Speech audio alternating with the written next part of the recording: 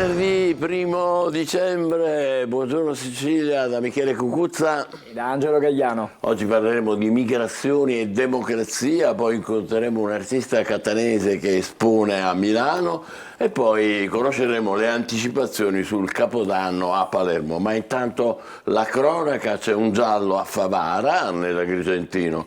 Purtroppo una coppia di coniugi, entrambi di 76 anni, sono stati trovati senza vita nella loro abitazione. L'uomo era disteso sul letto, la donna riversa sul pavimento. A fare il ritrovamento è stata una nipote e per il momento non si hanno altri particolari. A Catania invece è in corso un'operazione antimafia che ha già portato a 17 arresti. È stato di fatto decapitato il clan Pillera Puntina, specializzato nell'usura, nello spaccio della droga, nelle estorsioni, e molti degli indagati erano parenti del boss Ieni, che è morto in carcere nel maggio scorso. Ma vediamo i particolari. L'hanno ribattezzata Operazione Doppio Petto e a finire in manette sono stati 17 esponenti del clan Pillera Puntina, uno dei più attivi a Catania e provincia per una serie di attività che andavano dall'usura alla droga passando per le estorsioni, uno dei cavalli di battaglia della cosca. Decine di agenti di polizia hanno eseguito 17 ordinanze di custodia cautelare nell'ambito di un'inchiesta coordinata dalla Direzione Distrettuale Antimafia sugli interessi criminali di soggetti legati anche da vincoli di sangue a Giacomo Maurizio Ieni, morto in carcere nel maggio scorso. I reati ipotizzati dal GIP, a vario titolo, sono detenzione e porto d'armi comuni da sparo, estorsione aggravata dal metodo mafioso, usura, trasferimento fraudolento di valori, associazione finalizzata al traffico di sostanze stupefacenti con l'aggravante dell'essere associazione armata, nonché di detenzione ai fini di spaccio di stupefacenti. Durante le indagini della squadra mobile tra il 2021 e il 2022 sono stati eseguiti diversi arresti in flagranza per estorsione e spaccio di stupefacenti. Destinatari del provvedimento restrittivo anche appartenenti ad altri gruppi mafiosi catanesi che comunque orbitavano attorno ai Pillera Puntina. Ha raccontato sport e vita e diamo l'addio a Franco Zuccalà, un amico giornalista, un volto televisivo che purtroppo è scomparso ieri a 83 anni, aveva lavorato alla Sicilia ed è stato tra i protagonisti della nascita di Antenna Sicilia. Una guida per tanti giornalisti, un volto noto, un maestro per molti. È morto all'età di 83 anni il giornalista Franco Zuccalà, originario di Catania, una lunga carriera in Rai, redattore per La Sicilia, la Gazzetta dello Sport, il giornale Tutto Sport. Ha lavorato anche per Antenna Sicilia con Pippo Baudo. È stato per anni inviato di 90° minuto. Ha raccontato il calcio ma non solo, con quella sua ironia pungente ma mai fuori posto. Olimpiadi, mondiali ed europei di calcio, la Coppa d'Africa, dal 1958 al 2018 ha seguito tutti i più importanti avvenimenti sportivi. La morte di Franco Zuccalà ci impoverisce. Per noi giornalisti sportivi viene a mancare un maestro, un modello e in particolare un amico che è andato sempre fiero delle sue origini catanesi e che l'Unione Stampa Sportiva Italiana, che mi onoro presiedere in Sicilia, ha sempre sentito vicino. Tanti i riconoscimenti ricevuti. In tanti anni di giornalismo ha intervistato personaggi della statura di Nelson Mandela, Gianni Agnelli, Sofia Loren, oltre ai più grandi campioni del calcio, da Pelé a Maradona, da Cruyff a Beckenbauer. Ha collaborato alla realizzazione di numerosi saggi come 100 anni di Serie A, ha scritto Il Re di Broccolino, Champions Forever, Brividi Mondiali e poi, in occasione dei suoi 80 anni, Franco Zuccalà, 80 anni, 1000 avventure, le 3 vite di un inviato speciale con penna, taccuino e telecamera, un gigante del giornalismo. Ciao Franco. È stato presentato il cartellone Christmas Fest, tanti gli eventi dall'8 dicembre all'Epifania un po' in tutta la Sicilia. A Catania per accogliere il 2024 ci saranno Mario Biondi e Tananai, programma di alto profilo anche a Messina dove il 28 dicembre suoneranno i Pooh. Ciao a tutti amici di Catania, non vedo l'ora di festeggiare il Capodanno del 2024 nella mia città in compagnia di tutti voi. L'appuntamento è ovviamente il 31 dicembre in Piazza Duomo, su Tolioccio. Mario Biondi lancia l'appuntamento sotto l'elefante per la notte di Capodanno e il conto alla rovescia può incominciare. Sarà il crooner catanese il super ospite del palco di Piazza Duomo, affiancato da un altro big della musica nazionale, amatissimo dai giovani e acclamato al Festival di Sanremo, Tananai.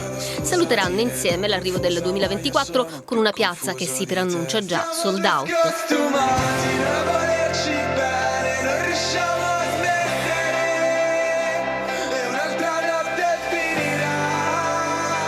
Mario Biondi e Tananai non saranno soli, ad affiancarli 3 giovani promesse della musica catanese: Anna Castiglia, reduce dal successo di X Factor, Elena Manuele e So. Ci piace immaginare Catania come una grande chioma che in qualche modo dia riparo a tutti i catanesi, e in questo senso abbiamo organizzato un Natale che permetta anche la dislocazione di eventi in altri quartieri, anche a San Giovanni Galermo, in zone un po' più decentrate, per dare un momento di conforto, calore e vicinanza a tutta la cittadinanza catanese. Un grande obiettivo che abbiamo, che è quello di inserire il Capodanno di Catania all'interno dei 10 capodanni più importanti d'Italia, quindi avere la possibilità di essere presenti con una diretta Rai o Mediaset e quindi ridare quella dignità che probabilmente Catania aveva un tantino perso negli anni. Questo sarà l'evento clou di un lungo mese di dicembre che vedrà eventi itineranti per tutta la città: teatro, street art, gospel. How can I tell you the rush? Anche la città di Messina ha presentato il cartellone. Il 28 dicembre in Piazza Duomo ci saranno i Pooh, preceduti il 23 da Gabri Ponte e il 21 dicembre da Dolce Nera, mentre la notte di Capodanno appuntamento coi Godfellas, che saranno accompagnati da un DJ set. Bene, adesso è il momento della rassegna stampa con Angelo Gagliano. Grazie Michele, allora cominciamo subito con la prima pagina della Sicilia di Catania. Subito il ricordo, l'abbiamo già visto nei nostri servizi, si è spento il nostro Franco Zuccalà, un raffinato cantore di sport e di vita, e la Sicilia dedica all'interno proprio una grande pagina a Franco Zuccalà. Addio a Franco Zuccalà, raccontato sport e vita. Io Giramondo per professione e vocazione, il suo diario sulla Sicilia. Vedete, prima l'abbiamo visto con Kissinger in prima pagina, qui con uno dei grandi, altri grandi, praticamente Pelé, poi c'è Sofia Loren, poi c'è Maradona, insomma mi pare è stato vicino a tantissimi del mondo dello sport e non solo, e c'è da dire che noi tutti, almeno noi che facciamo sport, mi ci metto anche io, abbiamo avuto in Franco Zuccalà un grande esempio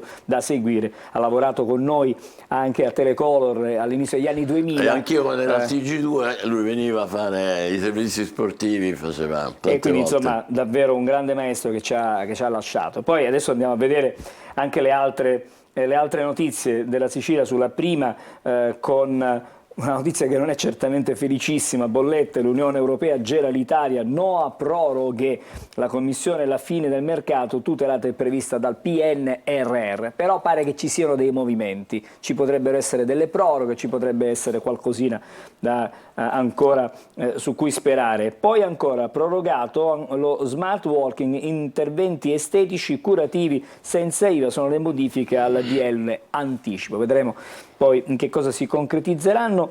La fotonotizia di questa mattina sulla Sicilia è dedicata agli scheletri nei cantieri e leggiamo allora meglio: incompiute. In Sicilia ci sono 138 opere definite flop, il 37% di tutta Italia. Ecco l'ultima mappa del MIT, il sottosegretario Ferrante dice il mio piano, vedremo un po' se si riusciranno a fare effettivamente oppure no queste opere. La cronaca con la lotta al caporalato, i braccianti che sono stati schiavizzati fra Nisseno e Agrigentino, l'inchiesta dopo la rivolta. Una emergenza ambientale, la bomba della discarica, ci sono diverse irregolarità a Siculiana, i timori per suolo e anche per l'acqua. E poi il caso Spadafora, passò le materie d'esame, indagata la professoressa della maturità che è stata ripetuta. Insomma, questa è la prima pagina. Adesso cerchiamo di avere qualche informazione in più dagli approfondimenti. In Sicilia, ecco tutti gli scheletri nei cantieri, 138 opere le incompiute in Sicilia, sono il 37% delle 373 in Italia, 408 milioni l'importo complessivo sui 2,5 miliardi nazionali. nazionali e poi 290 milioni le risorse per completarle su 1,3 miliardi complessivi. Insomma, questo è uno spaccato, e poi accanto ci sono tutte le opere, vedete. Si possono anche andare a verificare il Consorzio di Bonifica 2 Palermo, poi il Comando del Corpo Forestale, il Comune di Castiglione di Sicilia, il Comune di Aragona. Ci sono tantissime opere che ancora si devono fare, ma che in realtà sono lì e non sono fatte. A proposito di cronaca, a proposito di operazioni antimafia, c'è stata una sentenza proprio su una vecchia operazione. È arrivata ieri sera la sentenza dalla Corte d'Appello del processo frutto dell'inchiesta Malupasso, un'inchiesta dei Carabinieri, accolte in toto le richieste di pena del PG Angelo Busacca. Mafia e Pizzo, condannati boss ed esattori. A Mascalucia comandava Pietro Puglisi. Le motivazioni saranno depositate tra 90 giorni, alcune difese stanno valutando il ricorso in Cassazione. E poi ancora, sempre dalla Sicilia, imprenditori e caporali sfruttavano gli stranieri, i PM chiudono le indagini. Ieri ce ne siamo occupati a lungo, 16 persone indagate fra il Nisera e l'Agrigentino dopo la denuncia dei braccianti schiavizzati e la morte di uno di loro. La pagina di Catania ci riporta al San Silvestro, una notte delle stelle, è stato presentato al Palazzo degli Elefanti, l'abbiamo sentito, il cartellone degli appuntamenti per le festività. Questo sulla Sicilia. Adesso il Giornale di Sicilia, attenzione perché è una notizia che riguarda la sanità.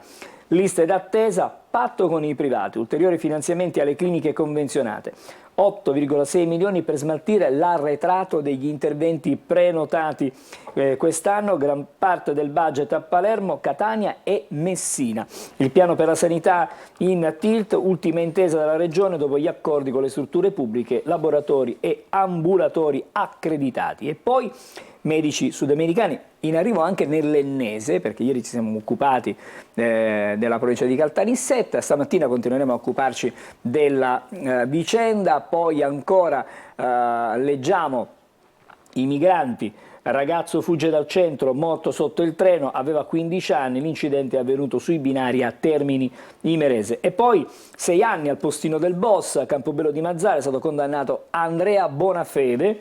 E leggiamo ancora leucemia a 13 anni, niente benefici della 104, c'è l'ira di un'associazione dei familiari. L'Inps revoca e spiega, adesso sta meglio, i genitori uniti in giustizia, è stato presentato un ricorso in tribunale, quindi per restare in tema di sanità che ha dei problemi. Si torna a parlare stamattina su Repubblica, lo scandalo all'Università di Messina, c'è una nuova inchiesta della Procura. Faro sugli appalti del 2021 in piena emergenza Covid, senza procedura pubblica e sopra la soglia comunitaria. Questa è la vicenda con oltre 40 indagati, poi magari leggeremo dalle pagine interne. Centri per impiego, fine dell'Odissea, finalmente scattano 486 assunzioni dei famosi centri per l'impiego e speriamo che finalmente si possano fare. Allora, lo scandalo all'Università di Messina, nuova inchiesta della Procura, c'è un faro sugli appalti, l'ex rettore Cuzzocrei, CDA dell'Ateneo, senza alcuna procedura di selezione pubblica in piena emergenza Covid, avrebbero affidato una serie di forniture, lavori e acquisti di arredi pubblici sopra la soglia comunitaria. E per questo è scattato questa nuova inchiesta. Finalmente c'è l'assunzione, 487 dopo quasi 2 anni, centri per l'impiego alla fine dell'Odissea. Il bando del concorso poi ritirato risale al gennaio del 2022, siamo quasi al gennaio del 2024, i ricorsi sulle graduatorie, gli ostacoli burocratici, ora la Regione convoca i vincitori per la firma del contratto, il più anziano andrà in pensione, pensa fra 3 anni. Non so se mi spiego. Dice giustamente fa rabbia. Certo che fa rabbia. Una donna rientrata dalla Germania per sostenere l'esame aveva fatto domanda per l'assegno di disoccupazione, finalmente forse vedrà coronato il suo sogno di inseguire evidentemente un posto di lavoro. C'è il caso, le radici degli alberi invadono la strada, viale Regione Killer, siamo a Palermo, la circonvallazione è diventata pericolosa, il comune porta il limite a 30 km/h per evitare evidentemente altri problemi. E Poi ancora, sempre dalle pagine interne di Repubblica Palermo, ci sono le nuove regole per le feste. Il mercatino di Natale sarà soltanto in piazza Ungheria. Quest'anno il Comune si è adeguato alle indicazioni della soprintendenza. Con l'inizio del 2024 partirà anche il progetto di recupero dei portici. Insomma, Palermo cerca di avere un po' di ordine anche sulla viabilità e anche per quanto riguarda, diciamo, le zone dove si potrà festeggiare e dove non si potrà festeggiare. La stessa notizia abbiamo visto sul Giornale di Sicilia in apertura stamattina sulla Gazzetta del Sud. Liste d'attesa, soccorso dei privati. Le prestazioni sanitarie circoscritte agli ambiti cardiovascolare ed oncologico. La regione siciliana assegna 8,6 milioni alle strutture convenzionate per recuperare i ritardi. Ma eccola qui l'altra notizia, la denuncia della messinese, 43 indagati, stavolta siamo all'Università di Reggio. Altra notizia e vedremo un po' che cosa succede. Poi sulle bollette andiamo a leggere: Bruxelles boccia la proroga, crolla l'inflazione e boom di occupati. Questa è la sintesi di quello che avviene anche a livello nazionale, ma ancora ci sono altre notizie. Aumento di capitale per la società Stretto vedete, andiamo già, ci proiettiamo su quelli che sono i fatti internazionali. Attentato di Hamas, la tregua torna in bilico, di fatto è stata rotta e quindi sono ripresi, pare, delle schermaglie dei combattimenti, e anche oggi si ricorda Henry Kissinger, di cui abbiamo parlato ieri, gigante della diplomazia. Dalle pagine interne vediamo un po', concorsi all'università, 43 indagati, in 10 rispondono anche del reato di associazione a delinquere. Qua siamo però all'Università di Reggio Calabria, chiuse le indagini, sotto accusa anche 2 ex rettori e vedremo che sviluppi si avranno. La denuncia è partita da una messinese e viene ripresa intanto dalla Gazzetta del Sud. Il MEF, principale azionista dello Stretto. Ora il Ministero dell'Economia ha un ruolo determinante nell'iter di costruzione del ponte. Nel corso dell'assemblea straordinaria della società ha deliberato un aumento di capitale pari a 370 milioni di euro. Diciamo, queste sono le notizie di carattere regionale per il momento. Bene, ci fermiamo provvisoriamente, state con noi, buongiorno Sicilia, fra poco gli altri quotidiani. A dopo.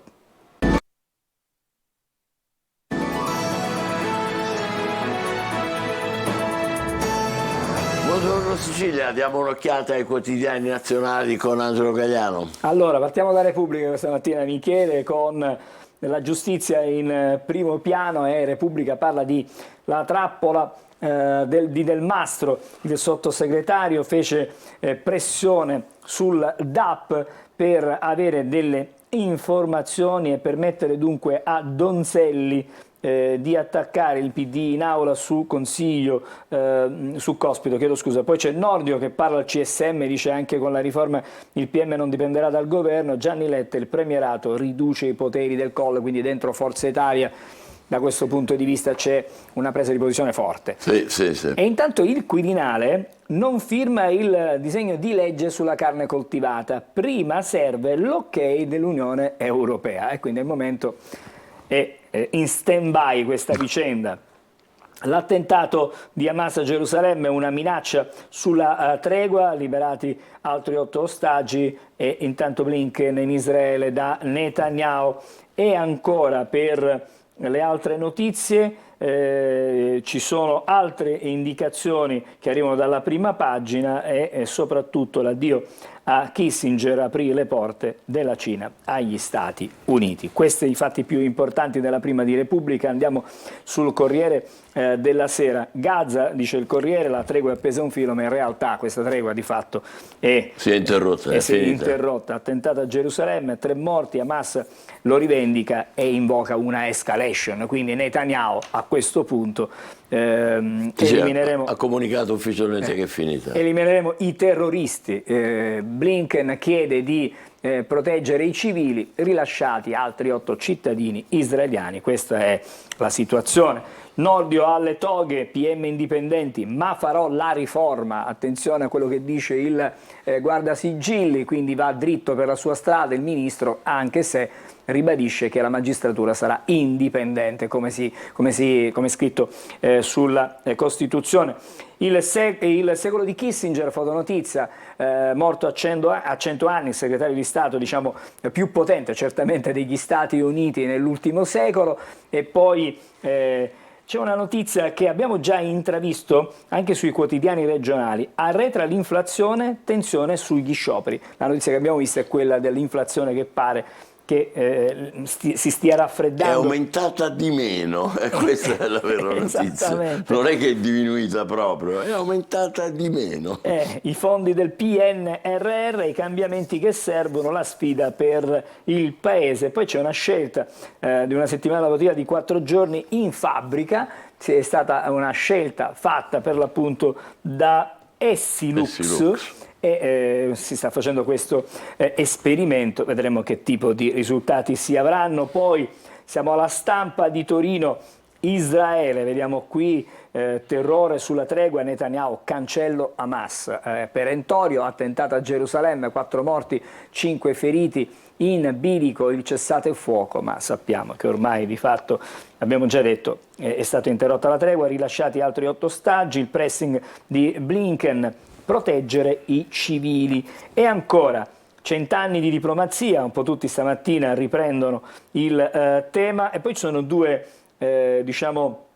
approfondimenti. Elkan, curioso fino all'ultimo, mi ha insegnato l'ottimismo del coraggio e l'importanza del dialogo, così John Elkan ricorda Kissinger. Dall'altra parte c'è Gavronsky, Henry e la sua Juve, mi stupiva come Agnelli considerasse Kissinger come un amico senza nessuna soggezione, racconta per l'appunto questo fatto. E poi leggiamo ancora dalla prima pagina del Tempo, la Schlein torna sulle bollette, un favore alle aziende contro i femminicidi, lavoriamo con Meloni. Quindi se da una parte attacca l'operato del governo, dall'altra tende la mano alla Meloni sui femminicidi. E lasciamo adesso la prima pagina della Stampa, siamo sul Messaggero, leggiamo lavoro, picco di contratti e inflazione che va ai minimi. Queste sono le notizie positive: l'occupazione record, il tasso raggiunge il 61,8%, creati 458.000 posti,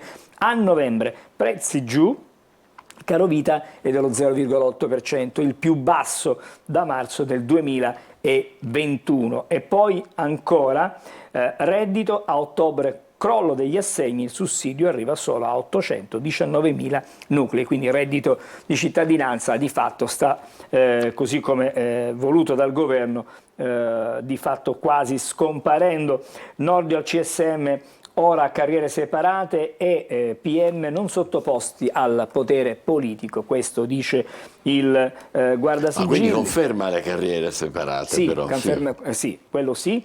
Attentato di Hamas a Gerusalemme, la tregua è in bilico, scrivono ancora i giornali, l'ultimo ambasciatore d'Occidente riferito, chiaramente riferimento è a Kissinger. E poi la Meloni alla COP28, diventa decisivo finanziare l'Africa per l'allarme climatico, quindi bisogna sostenere il cambiamento energetico anche in Africa. Vediamo sul giornale, compagni patriarchi, bomba maschilismo a sinistra, usano le donne solo per facciata, la portavoce dei Verdi lascia il partito e accusa Bonelli. Tutti i giornali stamattina riprendono questa notizia con un'intervista proprio alla protagonista di queste dimissioni, di questo gesto. Pagella agli statali, ora vince il merito e la direttiva è di Zangrillo, che dà delle indicazioni chiare su cosa fare sugli statali. Avvenire, attentato alla tregua, scrive il giornale dei vescovi italiani, molto chiaro e diretto: per Netanyahu sono stati violati gli accordi, ad alto rischio la tenuta del cessate il fuoco, rallenta la liberazione degli ostaggi, Stati Uniti rassegnati alla ripresa del conflitto. C'è stata una sparatoria a Gerusalemme, quindi questo nuovo attentato. Adesso il Fatto Quotidiano, eccolo qui. intercettazioni, vediamo cosa succede, converrà delinquere a fine anno. A fine anno. L'idea di Nordio, tagliare il fondo ascolti AIPM, quindi quando il budget sarà in qualche modo limitato ci si potrà permettere anche di parlare al telefono e delinquere, dice che non ci sono i soldi per fare le intercettazioni, e quindi questo è quello che il Fatto Quotidiano stamattina scrive. Siamo sull'Unità, la guerra in Parlamento, scrive, sulla pelle di Cospito e tutti esaltano l'infamia del 41 bis, poi l'attentato a Gerusalemme, 3 vittime, altra foto che ci riporta dunque al conflitto in Medio Oriente. La Verità, eccolo qui il titolo, come sempre La Verità ha sempre delle aperture, ha delle notizie tutte sue. Le trame di Zuppi per aggirare la CEI e dare soldi al pregiudicato Casarini, l'antagonista prescelto dalla Chiesa per portare i migranti in Italia. Quindi una interpretazione e una chiave di lettura tutta della Verità. Si torna a lavorare.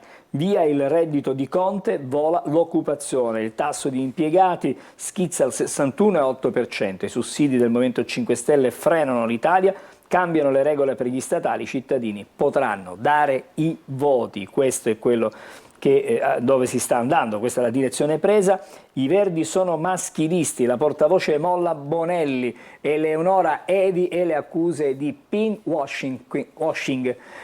Questo è quello che scrive stamattina invece è Libero. Il PD ancora in pandemia, Crisanti chiede le quarantene, nostalgia del Covid, e il blitz a Gerusalemme, Hamas viola la tregua e spara, uccisa una donna incinta. C'è il tempo ancora per leggere un paio di notizie. Siamo sul Manifesto, attacco a Gerusalemme, tregua a rischio, e poi il secolo greve, scrive questa mattina il Manifesto. È fuggito dalla Germania nazista e ci è tornato come americano, è andato ad Harvard e alla Casa Bianca, è stato sottosegretario di Nixon, di Ford, abbiamo parlato ieri a lungo a proposito di Kissinger. Andiamo con il tempo e così chiudiamo la nostra rassegna di questa mattina per i fatti nazionali.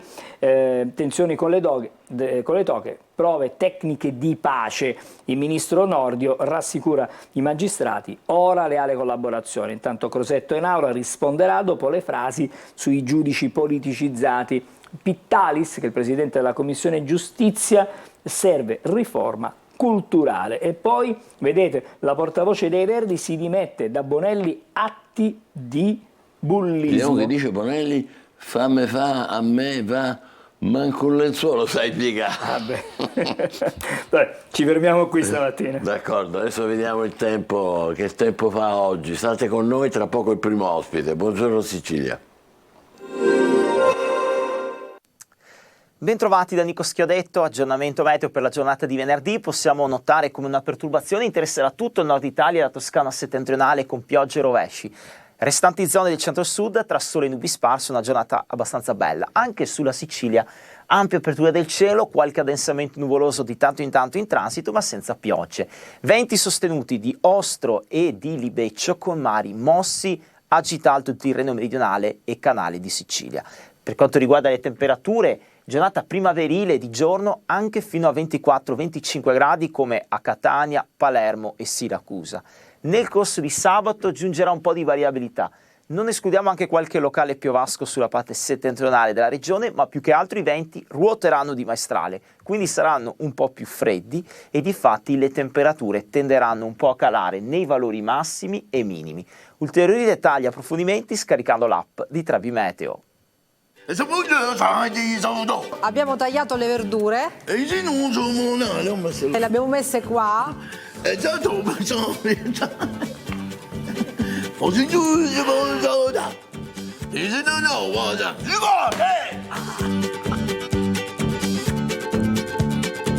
Festeggiare un goccettino, ma che bontà, ma che bontà, ma che cosa qua? Tutti i giorni su Antenna Sicilia. Questa roba qua.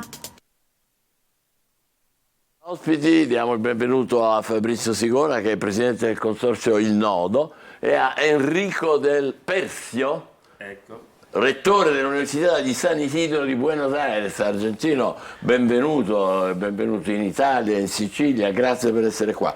Allora, perché sono qui anche nel nostro studio? Perché fra poco, dal 27 fino alla domani credo, sì. A Catania si tiene una conferenza internazionale, dialogo fra civiltà e democrazia globale, e a organizzarla appunto è il Nodo di Catania.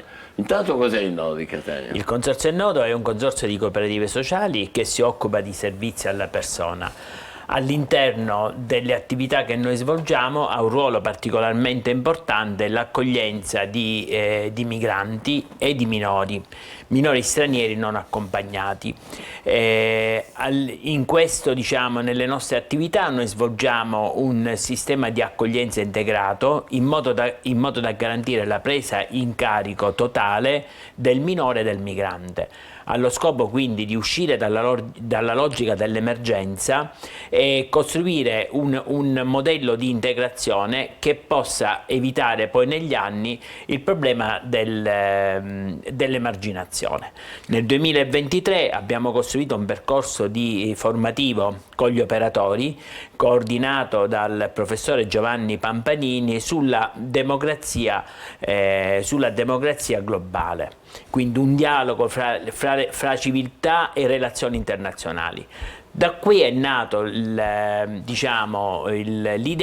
di fare una conferenza internazionale intitolato Dialogo fra civiltà e democrazia globale. Come sta andando questa conferenza? Benissimo, veramente è interessantissimo perché siamo persone di tutte le 4 regioni del globo, procurando di incontrare una risposta alle grandi domande dell'umanità in termini di povertà, la guerra, il cambio climatico, cioè le problemi più importanti.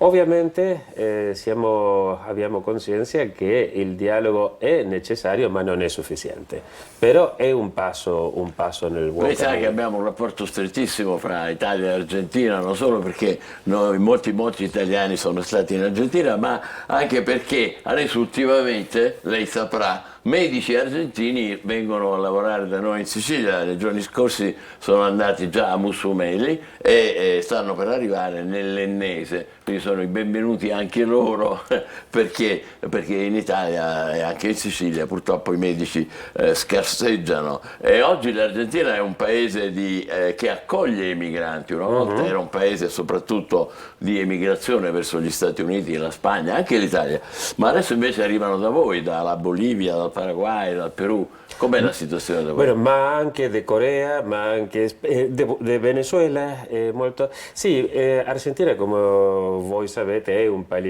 paese di accoglienza. Infatti il mio nonno aveva la sua madre. La mamma e il papà del mio nonno erano di Calabria e della mia nonna erano del Piemonte. Allora è confermato che siamo molto vicini. Che siamo della nonna da parte del mio papà.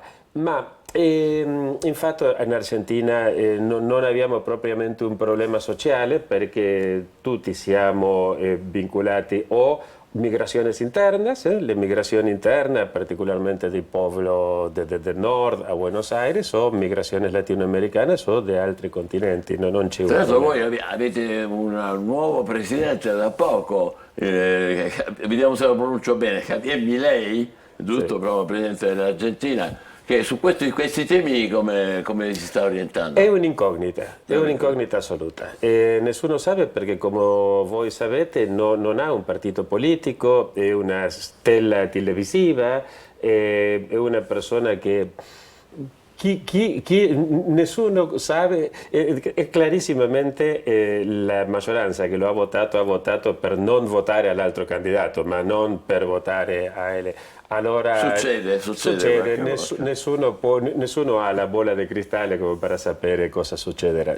Torniamo alla conferenza internazionale, vantaggi e problemi quindi che ci sono, perché è un tema enorme questo qua delle migrazioni e della democrazia. Vediamo cosa sta venendo fuori, vantaggi, problemi. Ma quello che sta venendo fuori è che chiaramente nasce l'esigenza che di fronte alle tensioni, diciamo, belliche che abbiamo a livello globale, la nostra conferenza ambisce a ribadire la virtù del dialogo. Infatti il contributo che hanno portato, diciamo, i nostri queste grosse personalità che sono la maggior parte del mondo accademico ha ribadito questa virtù del dialogo e della cultura e della comprensione.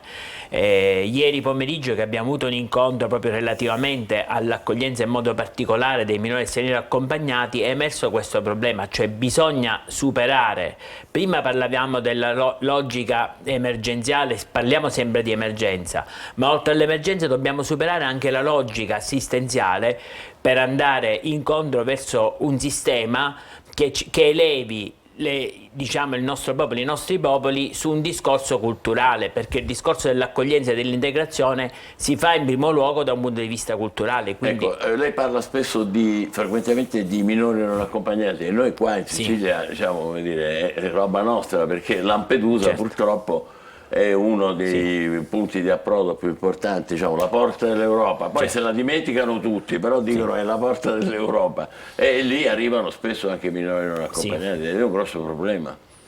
Certo, i minori non accompagnati è un grosso problema, anche se c'è una rete abbastanza efficiente che è la rete SAI di cui noi facciamo parte e la rete FAMI che dipende direttamente dal Ministero degli Interni che fa un lavoro sulla primissima accoglienza e poi un progetto di seconda accoglienza che lavora tantissimo sull'integrazione dei minori all'interno del territorio diciamo cittadino, regionale, nazionale. Quindi con buoni risultati? Con ottimi risultati, perché noi abbiamo due reti. Allora spesso emerge la parte negativa, ahimè, della rete che viene costruita per coprire la parte emergenziale, ma poi c'è una rete organizzata che è una rete SAI, sistema accoglienza e integrazione. Diciamo queste reti dipendono tantissimo dagli avvicendamenti politici, quindi ogni governo dà un suo nome a questa rete. Quindi questa rete che vede la collaborazione tra il Ministero degli Interni e l'ANCI, che ha previsto tutta un'accoglienza diffusa sul territorio, ed è anche l'accoglienza che facciamo noi all'interno della città di Catania, dove siamo presenti con l'accoglienza all'interno dei condomini, con piccole strutture abitative, non più di 6 persone, che vivono all'interno della realtà della città, e quindi la città, i cittadini, i condomini, gli abitanti diventano il primo elemento importante nel percorso di integrazione. Questo è bellissimo, per esempio dove? Ci sono un paio di esempi dove queste comunità allora, siamo presenti in via San Giuliano, siamo presenti in via Cifali, siamo presenti via Conte Ruggero, via Luigi Sturzo. Ma è una realtà quasi semisconosciuta, se mi posso permettere. Circa 30 appartamenti a Catania. Estremamente positivo, la verremo a trovare. Le volevo chiedere questo, Rettore, lei che ha una visione, come dire, globale, ma è curioso che nella fase in cui, come dire, si parla di globalizzazione poi capitano le guerre come la guerra in Ucraina, adesso purtroppo questa guerra in Medio Oriente, stavamo dicendo la tregua è saltata, quindi si torna di nuovo nella striscia di Gaza a sparare. È un po' una contraddizione, voi parlate di democrazia nel mondo, le migrazioni dovrebbero anche, come dire, in qualche modo agevolare, eppure poi capitano questi fenomeni. Sì, bueno, il fenomeno della guerra desgraziatamente è un fenomeno che ha... nessuno ha potuto entendere esattamente qual è la causa della guerra, desde i tempi di Tucidide, che questo, perché è la irrazionalità più assoluta. Di solito le due parti che entrano in guerra sempre perdono.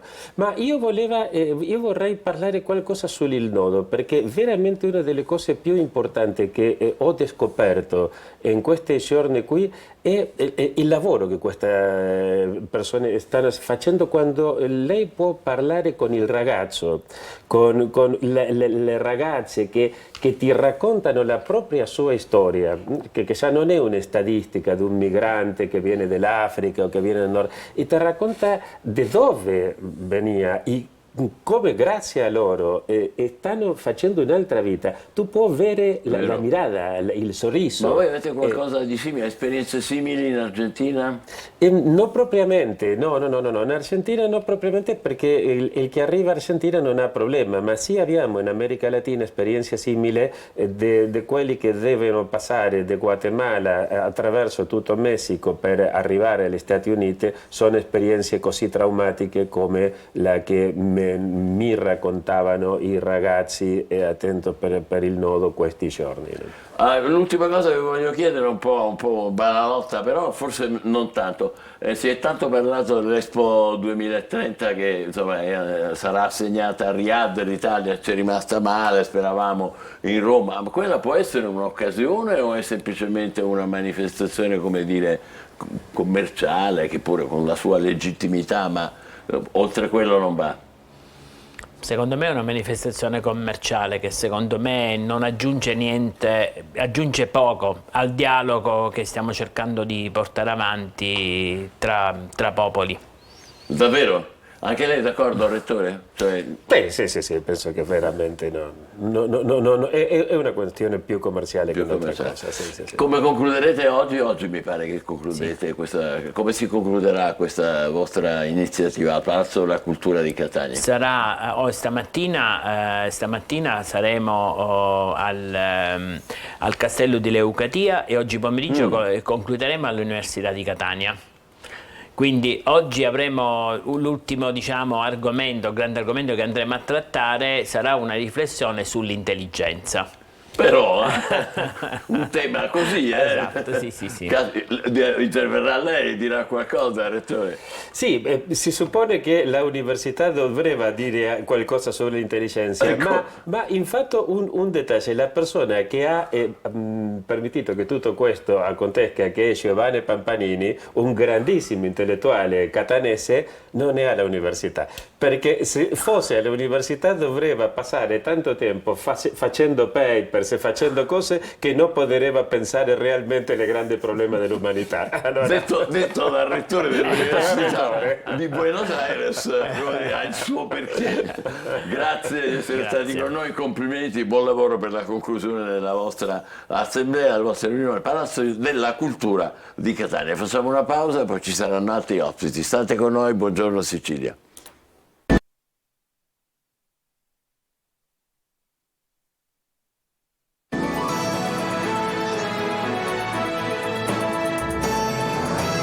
Buongiorno Sicilia, andiamo a Palermo con il nostro Marco Gullama, c'è un personaggio importante, Pietro Cannella, assessore allo spettacolo. Buongiorno, benvenuti entrambi. Avete già capito, parleremo del Capodanno a Palermo, particolarmente frizzante. La protagonista sarà Elodie, complimenti, avete beccato Elodie. Come mai questa scelta, assessore? Buongiorno a tutti, assessore, le passo subito.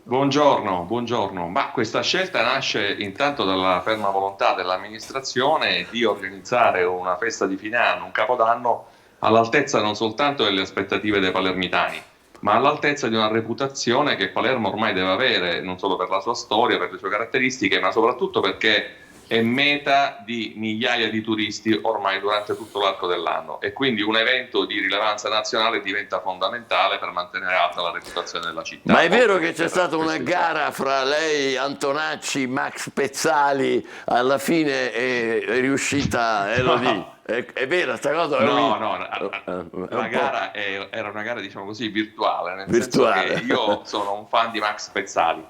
E allora, quando i colleghi giornalisti provavano a indovinare sul nome del cantante, hanno un po' fatto un mix tra quello che avevo detto io circa il livello dell'artista che avremmo cercato, quindi del livello di Elodie, di Antonacci, di Max Pezzali, di Neck, e quelli che erano i miei desideri. Dopodiché abbiamo fatto un avviso pubblico, abbiamo raccolto delle proposte, e tra quelle proposte quella più diciamo così, ritenuta prestigiosa, di livello tra gli artisti proposti, appunto è stata quella di Elodie, che certamente è un colpaccio. Beh, non c'è dubbio. È un colpaccio, tra l'altro. Vai. Sì, è un colpaccio perché tra l'altro dopo dei capodanni, possiamo anche dire un po' anonimi, diciamo negli ultimi anni, adesso insomma è l'artista del momento, è sicuramente una delle artiste del momento in questo panorama, Giampiero. Certamente è la star pop più nota e ricercata in questi ultimi anni,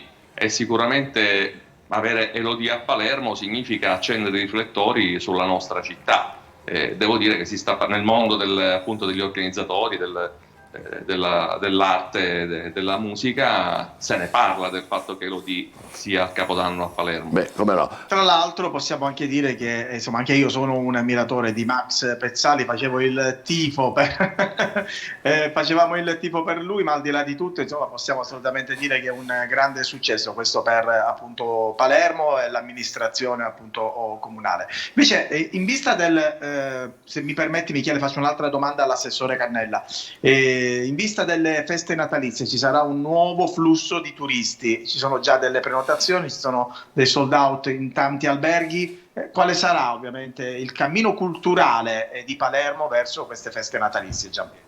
Noi stiamo organizzando una serie di iniziative che si svolgeranno a partire dal 7 dicembre fino al 7 gennaio.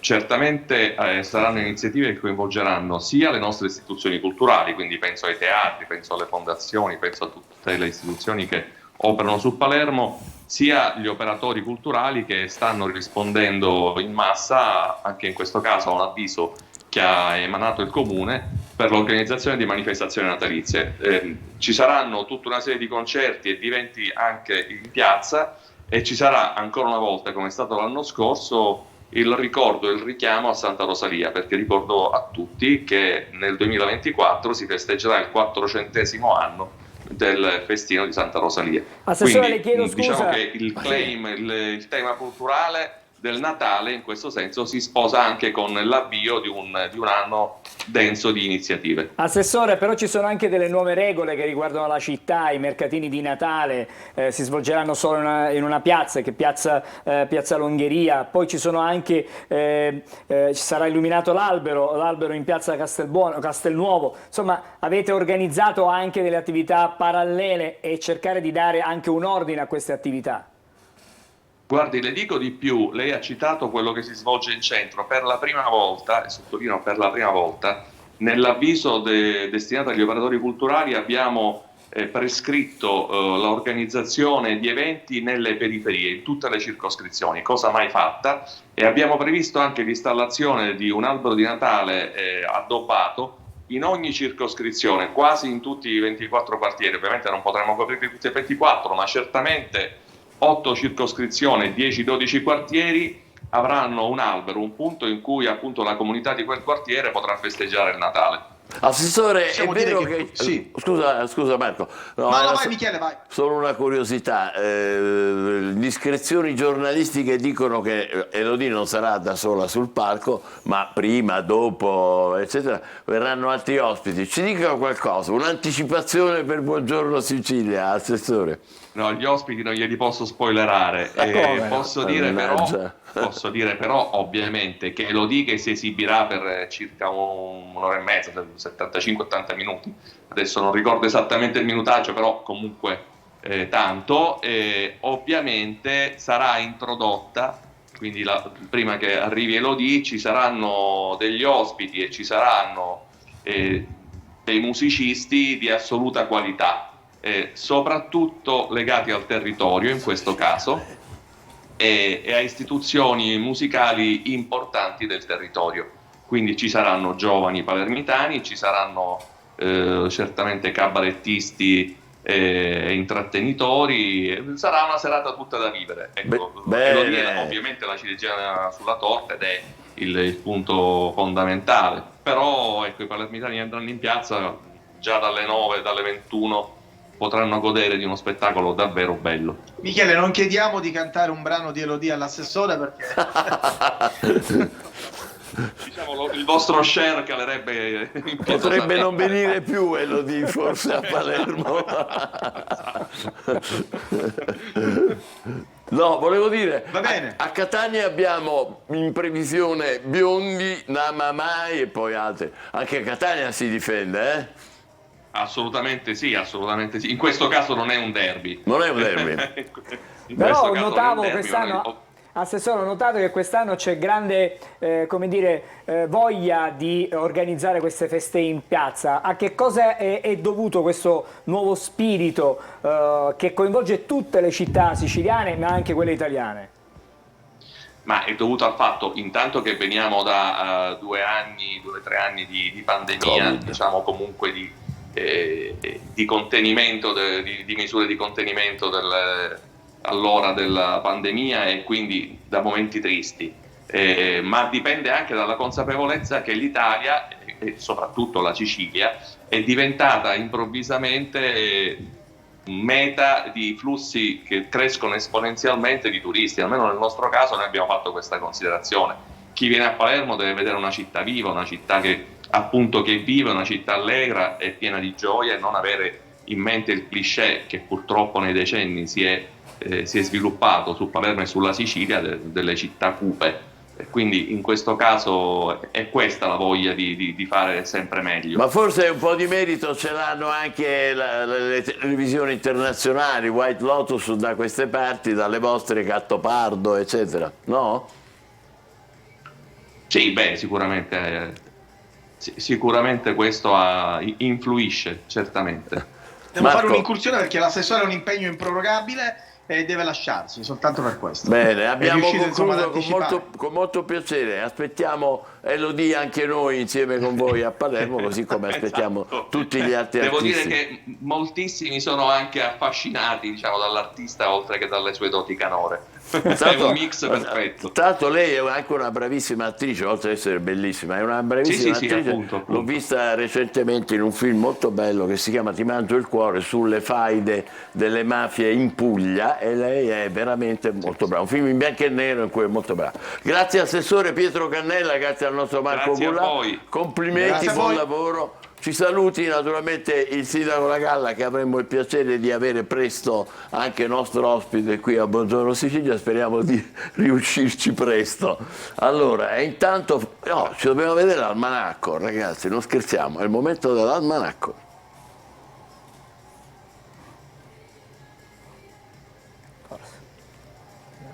Ho sbagliato, comunque è la pubblicità. Almanacco. Le mandorle sono uno spuntino perfetto. Grazie alla presenza degli omega 3 riducono il colesterolo cattivo. Inoltre abbassano la pressione sanguigna, proteggono le cellule dallo stress ossidativo e tengono a bada la glicemia. Ne bastano 25 grammi per godere di tutte queste proprietà. Ma è vero che i cani vedono in bianco e nero? Allora, non esattamente. I cani vedono un mondo meno colorato del nostro. Possono distinguere il blu dal giallo, ma non il verde dal rosso, che percepiscono come sfumature di grigio. In pratica la loro visione è simile a quella dei daltonici. Oggi vi spiego un altro proverbio molto comune nel mondo dello spettacolo: fare fiasco. L'espressione nasce a Firenze e si deve ad un artista di piazza che si esibiva usando sempre attrezzi diversi con i quali intratteneva gli spettatori. Un giorno si presentò con un fiasco, ma l'esibizione non riuscì, provocando la disapprovazione e i fischi del pubblico. Da allora chi fallisce un'iniziativa ha fatto un fiasco.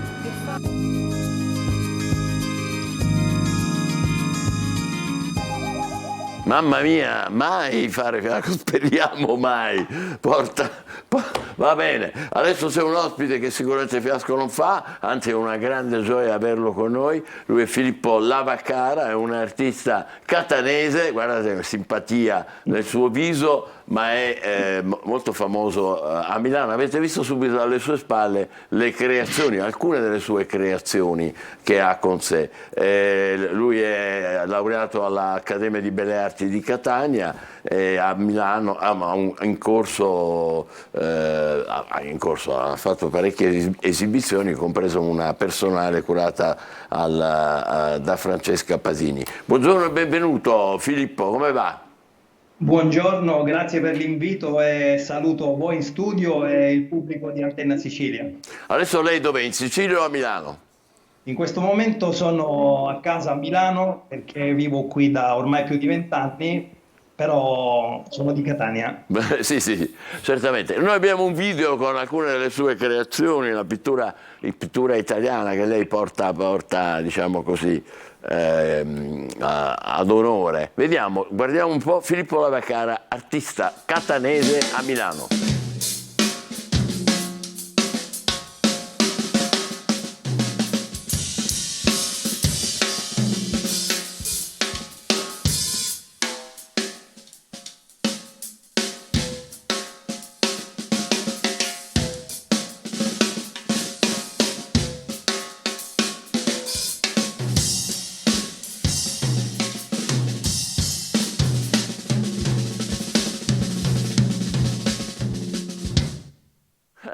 Molto carino anche il video, ecco, con adesso poi i titoli di coda, ma sono delle maschere, sono dei visi, sono dei riferimenti alle origini meridionali sue, che cosa esprimono? Sì, sono un po' tutte queste cose, sono dei ritratti, spesso di persone che esistono realmente, che conosco, però sono realizzati non dal vivo, quindi non c'è il modello che posa per me, ma nascono dal ricordo che ho delle persone, degli amici, molto spesso anche degli studenti, perché insegno oltre a fare l'artista. In alcuni casi sono anche figure misteriose per me stesso, perché sono sculture volti che vengono in mente, ma che non appartengono appunto a persone che conosco. Quindi un po' tutte queste cose. Lei utilizza per la sua realizzazione anche cartapesta, fili di ferro, è vero? Sì, utilizzo rete metallica, carta dipinta, ma anche terracotta e ceramica. Diciamo che i risultati mi affascinano in entrambi i casi e questa cosa spesso mi crea anche, come dire, non so qual è meglio tra le due cose, per cui è il motivo per cui alcuni soggetti li ripeto per 2 volte, con una versione in ceramica o in terracotta e un'altra invece in cartapesta, per cercare di capire qual è il linguaggio più adatto per la realizzazione di queste opere. Lei è anche docente, docente importante perché insegna a Brera, al liceo artistico statale. I giovani sono sempre molto interessati all'arte, al figurativo, a che cosa? Sì, sono interessati, io ho la fortuna di insegnare all'indirizzo figurativo una materia che si chiama discipline plastiche, appunto che riguarda la scultura. I ragazzi sono molto bravi e la cosa che io dico loro è che mi danno tante idee perché hanno una freschezza, un modo di inventare le cose che per me è anche molto interessante. Certo, come no, però lei è anche un pittore, è vero? Anche se la pittura italiana va un po' sottovalutata forse in questo periodo.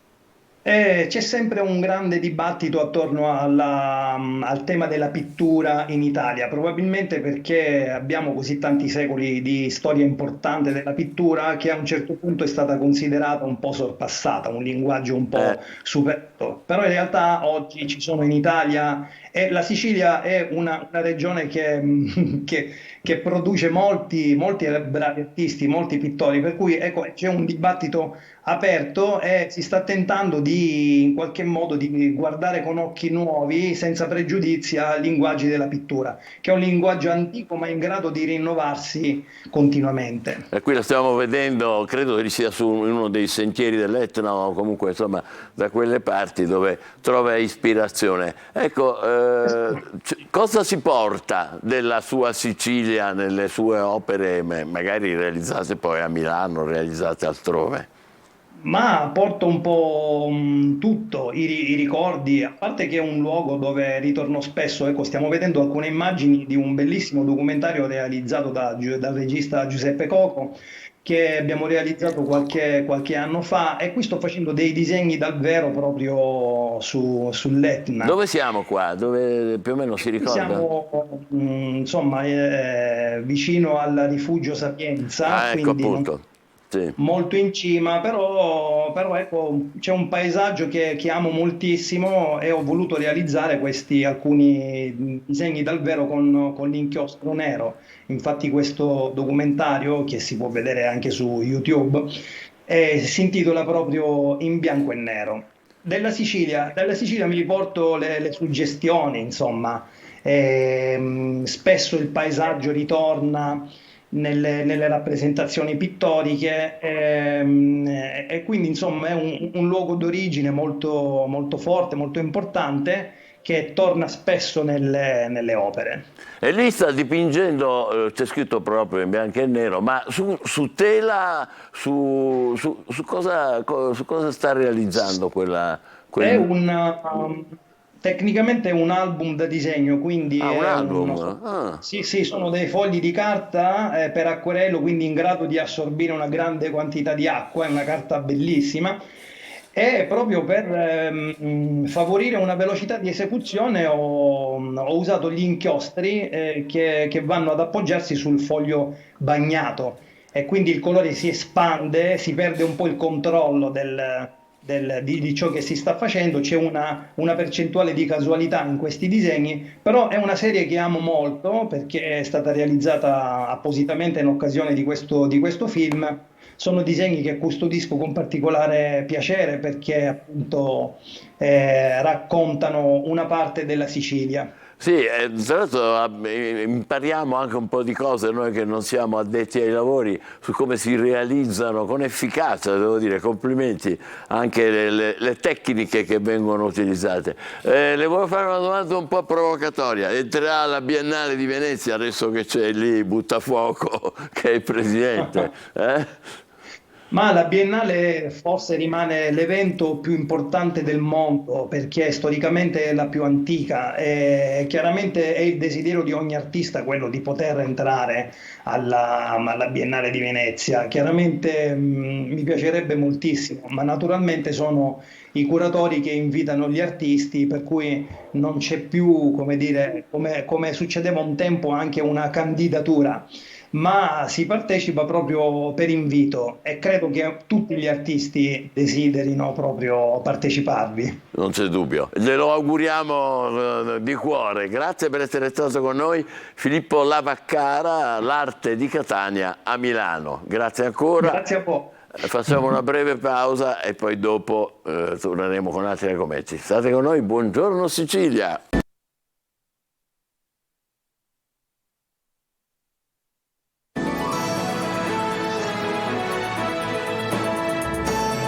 Buongiorno Sicilia, è il momento di guardare in su, di guardare le stelle, vediamo cosa ci racconta oggi Marco Amato. Marco, buongiorno. Buongiorno Sicilia. E buon caffè. Hai nascosto la tazzina, non ce l'hai fatta vedere? Ah, quella ragazzi, bellissima, complimenti. Oggi siamo di porcellana tedesca. Ah però, non ne perdi una, Mai. Allora, sotto a chi tocca, diciamolo pure. Tocca al mese di dicembre. Oggi è il 1° dicembre, buon dicembre a tutti. Non poteva iniziare sotto un migliore auspicio per quello che mi riguarda. Oggi non scatta solo il mese di dicembre, ma anche la migrazione del pianeta Mercurio dal Sagittario al Capricorno.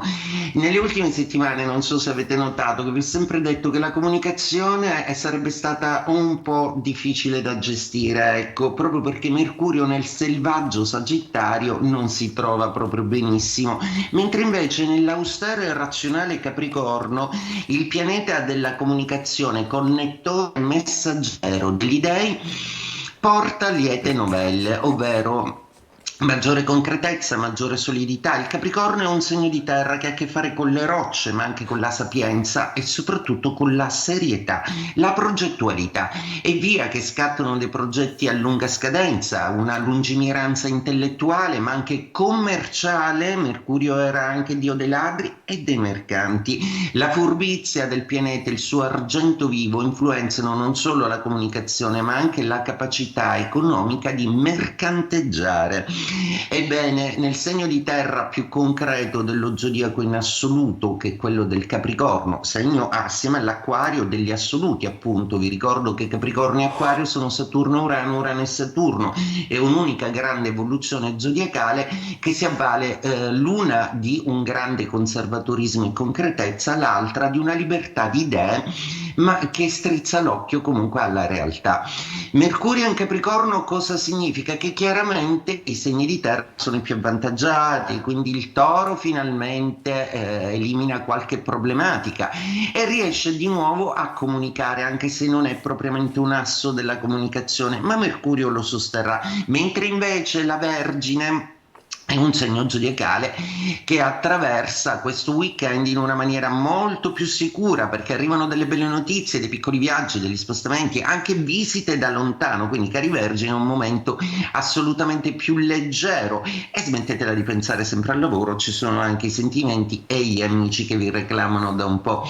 Capricorno, il Capricorno è un segno incredibilmente progettuale, versato per il lavoro in tutte le sue forme. Una ne pensa e 100 ne fa. È un iperattivo, silenziosamente, non ama il glam, finalmente riesce a concretizzare un'occasione lavorativa importante, a trovare dei soci o a varare comunque una nuova dialettica affettiva nei confronti del partner in una maniera più leggera e morbida, senza i soliti sospetti negatori che a volte il Capricorno imprime. A volte sembra un po' duro il Capricorno, mentre invece è un segno che se si conquista si ha una piena e totale fiducia. Se va bene i segni di terra, chiaramente va bene anche i segni d'acqua, tranne chiaramente per il Cancro, perché se Mercurio è in Capricorno l'opposizione al Cancro lo rende meno agile nella dialettica, mentre invece il regime di sestile Pesce-Scorpione se ne avvantaggiano moltissimo, proprio perché una comunicazione più oggettiva che punta più a risultati economici e a delle sicurezze prospettiche, nel caso dei pesci molto più ferrate, mentre invece per lo Scorpione una voglia di fuga e di creatività nuova, assolutamente più creativa e anche più ambiziosa, mentre invece se va bene in terra più rallentati sono gli Aria, tranne Acquario, visto che Mercurio è in uno dei regni di Saturno che è un suo archetipo, quindi l'Acquario riprende la voglia di comunicare, riprende la voglia di uscire, è più sociale, socievole e assolutamente più simpatico e divertente, perché è un segno zodiacale che quando si chiude nei suoi ghiacci può risultare a volte un po' distante. Ottimo periodo creativo intellettualmente. Gemelli, e Mercurio non vi parlo un po', è uno dei vostri pianeti, ma in questa posizione si disconnette dai vostri gradi, starete un po' più ad osservare. Bilancia, chiaramente è il regime di quadratura, quindi blocco, la bilancia si chiude un po' in una sorta di aspettativa comunicativa e affettiva che lo lasceranno un po' serenamente in panchina. E per ultimi il fuoco, quadratura anche per Ariete, che trova meno agile la comunicazione soprattutto in campo affettivo, ma non per questo si scoraggerà e andrà dritto all'obiettivo, e anche se alcuni impegni lavorativi vi annoiano li riporterete brillantemente al successo. Per quello che riguarda il Leone, perdete l'appoggio del trigono del Sagittario, quindi questo weekend non sarà proprio il caso di interloquire come vorreste né col partner né con questioni di lavoro un pochino fastidiose, lasciate perdere. Il Sagittario invece si libera di un po' una zavorra, proprio perché l'incompatibilità planetaria di Mercurio nei suoi gradi lo lasciano adesso più libero di esprimersi e di essere più oggettivo. E detto questo, vi auguro un magnifico weekend nella nostra bella terra, con le tradizioni dicembrine e con una magnifica tazza tutta colorata. Grazie Marco, buongiorno Sicilia, grazie. ciao. Buon weekend a te e buon weekend a voi.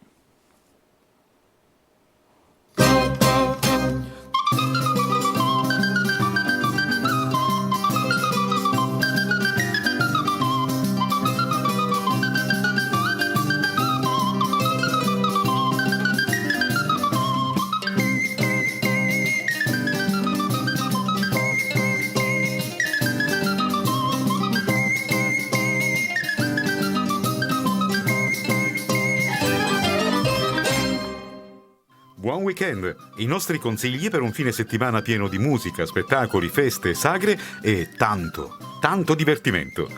Si riaccende il cinema alle pendici dell'Etna. A Gravina di Catania dal 30 novembre al 3 dicembre, nona edizione del Festival Indipendente di Cinema Breve, Via dei Corti, quest'anno dedicato al tema resilienza.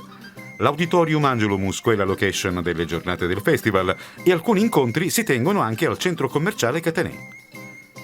A Messina, oggi 1 dicembre, al Pala Rescifina, vi aspettano Luciano Ligabue e il suo Dedicato a Noi Indoor Tour. Sul palco, insieme al cantautore rocker emiliano, ci sarà Il Gruppo, sua storica band di supporto, con cui eseguirà brani contenuti nel nuovo album, ma anche le hit più amate del pubblico. Ancora musica, sempre oggi a Modica, il cuore del centro storico torna a trasformarsi in palcoscenico per un evento imperdibile, a ingresso libero, promosso dalla Fondazione Teatro Garibaldi. Sul palco di Piazza Matteotti si esibiscono i Mattia Bazar con il loro Official Live Tour. Presentano la nuova formazione in un vero e proprio concerto evento. E ancora musica a Catania. Da venerdì a domenica, con repliche fino al 9 dicembre, al Teatro Massimo Bellini, dove va in scena La Traviata di Giuseppe Verdi, in una nuova versione conosciuta come la Traviata degli Specchi. Mettendo in pausa la musica, da venerdì a domenica a Palermo si può assistere al ritorno nel capoluogo del Festival Teatrale Orestiadi e alla riapertura al pubblico del nuovo Montevergini, lo spazio per il contemporaneo e di produzione teatrale. Ritorno e riapertura sono affidate a un omaggio a Italo Calvino, tra letture, suoni e visioni. Ed è bellissimo l'evento che prende il via venerdì a Taormina e che si protrarrà fino al 10 dicembre. Parliamo del Think Comedy Festival, ossia il Festival internazionale del Nouveau Clown, presso il Palazzo dei Congressi. Sabato allo Zoo Centro Culture Contemporanee di Catania, la compagnia Stalker Teatro mette in scena Alter, un viaggio emozionante e un'affascinante performance visiva, sonora e di movimento che fa scoprire la bellezza e la magia dello straordinario mondo dell'arte moderna e contemporanea. Domenica si torna al Centro Culturale Zoo di Catania, dove va in scena Coppelia. Lo spettacolo mette in scena due interessanti personaggi femminili, Swanilda e Coppelia, ovvero una donna reale accecata dalla gelosia, vittima di ogni possibile fragilità umana, e una bambola meccanica perfetta che non può perdere mai il controllo. Sabato e domenica parentesi enogastronomica ad Antillo in provincia di Messina, dove si tiene la 18ª sagra del maiale e del cinghiale. Ecco, secondo voi, di cosa si potrà fare scorpacciata nell'ameno borgo della Valle d'Agro? Buon appetito! Quante bellissime opportunità per tutti voi per questo fine settimana. Vogliamo dare ancora un'occhiata ai giornali? Sì, un flash perché adesso vi porto a Lodi, dove c'è un assenteista modello. 5 anni in malattia grazie a falsi certificati. L'uomo lavorava come bidello in una scuola, non si presentava dal 2018 e ha incassato una retribuzione di 108.000 euro. Ora però agli arresti domiciliari. Allora, oggi, 1 dicembre del 1913, Ford introduce la catena di montaggio. Operai in fila che su un nastro trasportatore mettono un unico pezzo, ripetendo sempre gli stessi gesti. Se questo fa dimezzare i tempi di produzione, condanna anche i lavoratori a forte stress, come ci ricorda Charlie Chaplin, Charlot in tempi moderni.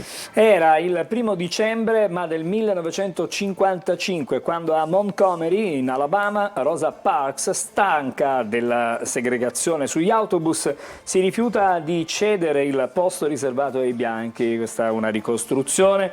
Il suo arresto scatenò proteste guidate anche da Martin Luther King Jr., che dà vita poi al movimento dei diritti civili. E il 1 dicembre del 1970 l'Italia è un paese moderno, titolano così i giornali a caratteri cubitali, perché è il giorno in cui, nonostante l'opposizione della Chiesa alla democrazia cristiana, viene introdotta in Italia la legge sul divorzio. 1 dicembre 1986, inaugurato a Parigi uno dei musei più famosi del mondo, il Museo d'Orsay, perché era una stazione che è diventato un museo, famoso per i capolavori dell'impressionismo, ma anche perché è ricavato appunto da un'ex stazione ristrutturata dalla nostra Gaia Volenti. Ogni anno dal 1988 il 1 dicembre ricorre la giornata mondiale contro l'AIDS. istituita dall'Organizzazione Mondiale della Sanità per aumentare la consapevolezza delle sfide che restano per raggiungere l'obiettivo di porre fine e guarire del tutto dalla malattia. L'anno dopo, 1 dicembre 1999, a Dubai viene inaugurato uno dei più lussuosi alberghi al mondo, il Burj Al Arab. Detta anche la vela. La vela, l'albergo dalle caratteristiche forma a vela, alto 321 metri. Nel 2005 si tenne sulla piattaforma del suo aeroporto una partita di tennis fra due grandi campioni, Andrea Agassi e Roger Federer. Il premio Pallone d'Oro è stato vinto il 1 dicembre del 2009 dal giocatore del Barcellona Lionel Messi. La giuria gli attribuì 473 voti, nonostante e nettamente siano stati distanziati Ronaldo in primis, che si fermò a 233 voti. Infine, 1 dicembre 1982 nasce il palermitano, eccolo qua, Antonio Di Martino, alias Di Martino, cantautore e autore di numerosi pezzi italiani. Comincia a farsi strada nel 2020 quando inizia la collaborazione con Colapesce, e nel 2021 partecipano al Festival di Sanremo con il brano Musica Leggerissima, che è diventato famosissimo classificandosi al 4° posto. Hanno vinto il premio della Sala Stampa poi a Sanremo con il brano Splash, e sono stati protagonisti del film La primavera della mia vita, diretta da Zabbo Nicolosi, e quindi noi ascoltiamo il loro primo grande successo, Musica Leggerissima, e vi ricordiamo l'appuntamento dopo il fine settimana per lunedì 4 dicembre. Buon weekend, Musica Leggerissima. A lunedì.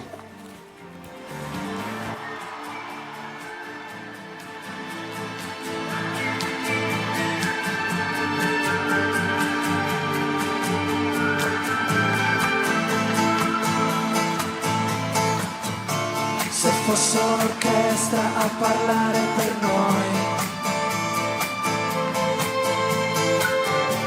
sarebbe più facile cantarsi un addio. Diventare adulti sarebbe un crescendo di violini e guai. I tamburi annunciano un temporale, il maestro è andato via. Metti un po' di musica leggera perché ho voglia di niente, anzi leggerissima, parole senza mistero, allegre ma non troppo. Metti un po' di musica leggera nel silenzio assordante, per non cadere dentro il buco nero che è stato un passo da noi come noi. Se bastasse un concetto per far nascere un fiore, dai palazzi distrutti dalle bombe nemiche, nel nome di Dio che non esce fuori col temporale, il maestro è andato via. Metti un po' di musica leggera perché ho